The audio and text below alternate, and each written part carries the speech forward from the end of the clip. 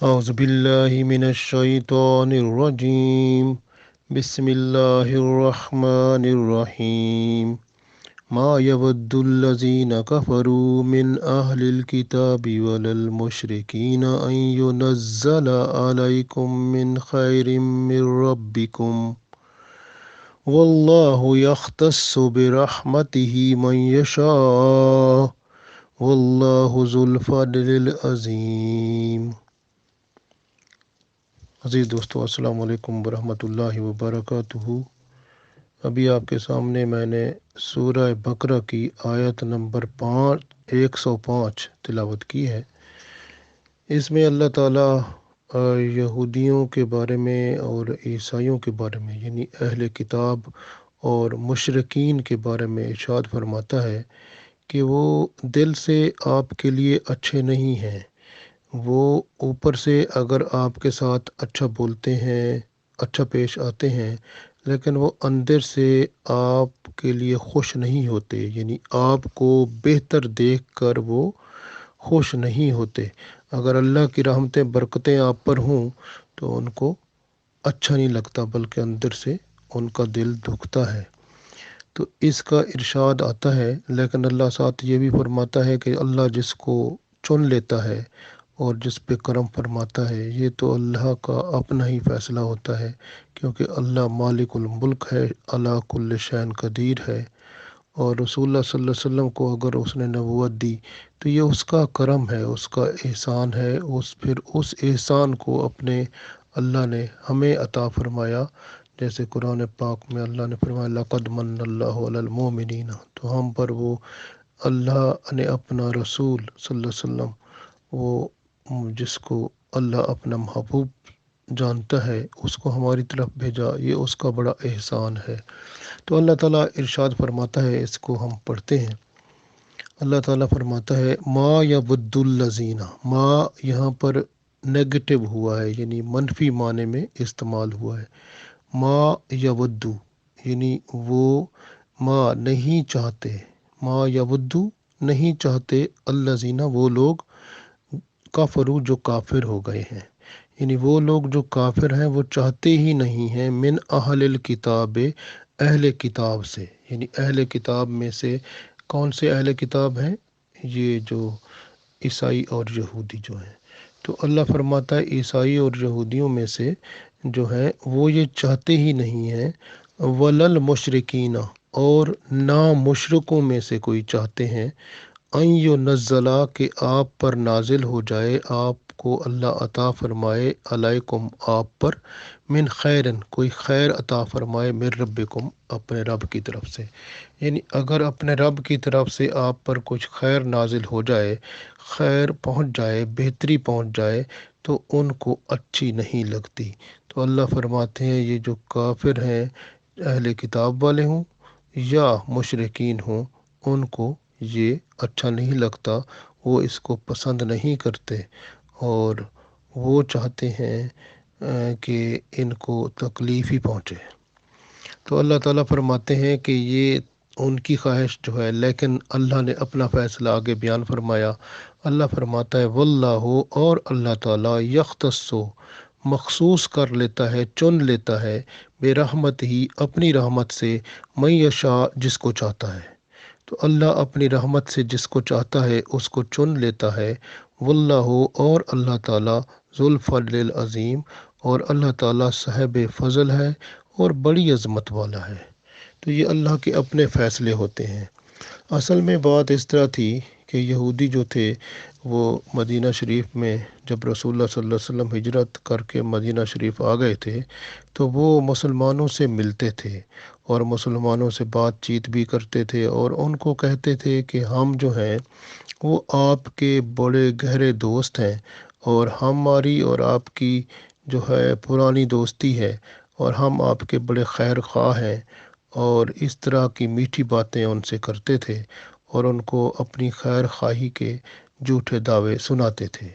جبکہ اللہ تعالیٰ نے وہ سارے دعوے وہ کھول کے رکھ دیے ان کے۔ تو اللہ تعالیٰ نے یہی فرمایا کہ کیونکہ یہاں پر جو ذکر آتا ہے مدینہ شریف میں جو یہودی تھے یا اہل کتاب تھے، تو وہ دو طرح کے تھے، ایک ایسے بھی تھے جن کے دل اسلام کی طرف مائل ہو چکے تھے اور انہوں نے اسلام بھی قبول کیا تھا، اور ایک کچھ اس طرح کے تھے جن کے دل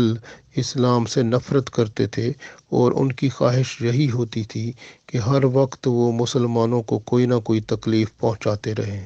تو اس طرح سے اللہ نے فرمایا وہ جو ایسے یہودی ہوں یا عیسائی ہوں یا مشرکین ہوں جو دل سے آپ کو پسند نہیں کرتے، دل میں نفرت رکھتے ہیں، جب بھی آپ پر کوئی بھلائی نازل ہوتی ہے یا آپ کے حالات بہتر ہوتے ہیں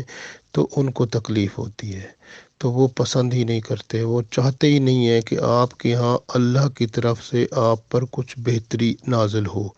وہ یہ چاہتے ہی نہیں ہیں، کیونکہ وہ یہ سمجھتے ہیں کہ بہتری اور اچھائی جو اللہ کی طرف سے نازل ہو اس کے حقدار وہ ہیں، تو مسلمان نہیں ہیں۔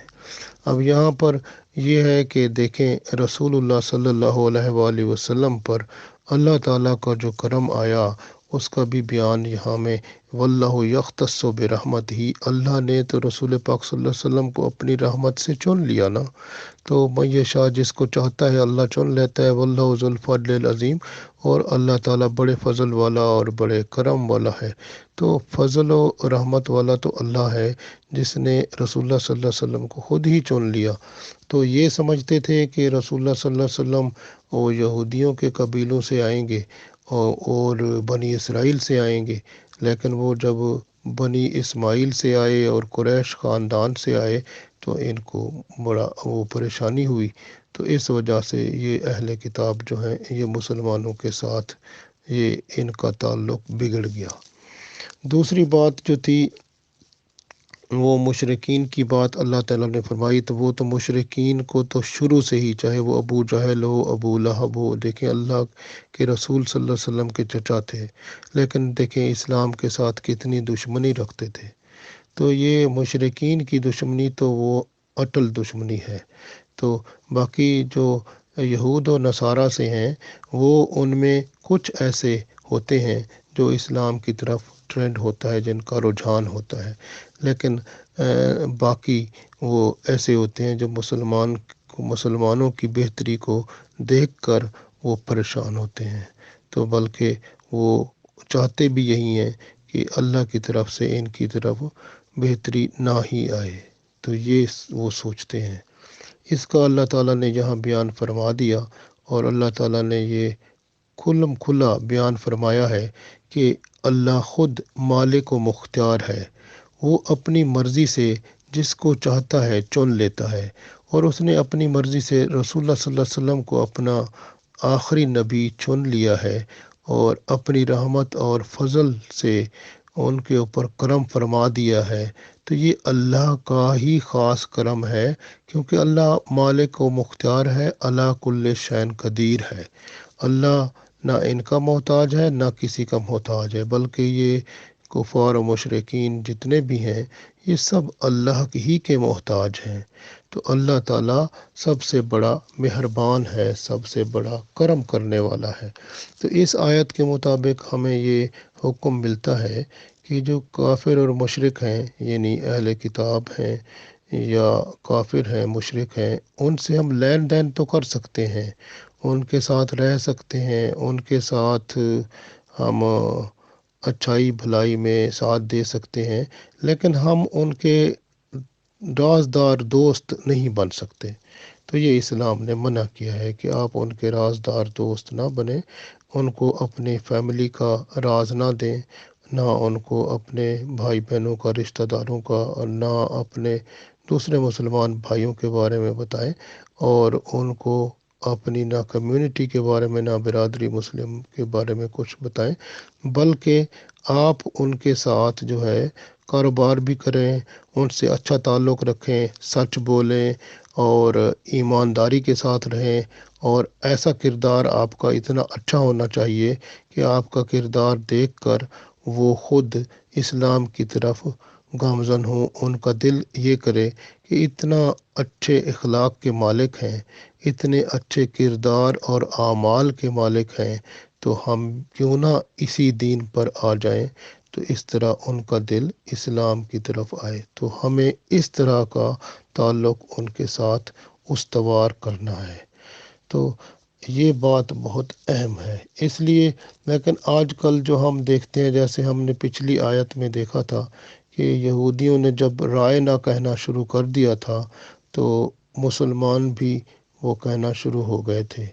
لیکن یہ اس سے کیا ثابت ہوا کہ وہ جو اہل کتاب ہوں یا مشرکین ہوں، وہ اسلام کے اندر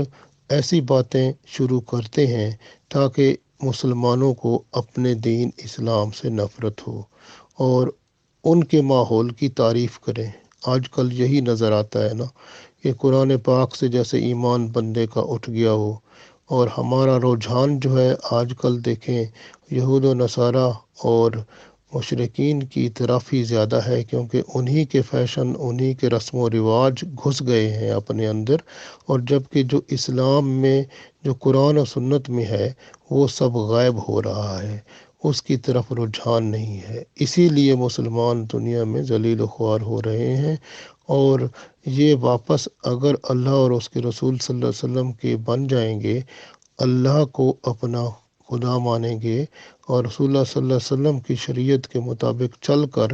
اس دنیا میں سے کامیابی کا راستہ ہی کھل سکتا ہے، اور کوئی راستہ ان کے لیے نہیں ہے۔ اس لیے اگر یہ اللہ اور اس کے رسول صلی اللہ علیہ وسلم کے فرما بردار بن جائیں تو چاہے مشرکین ہوں یا اہل کتاب والے ہوں،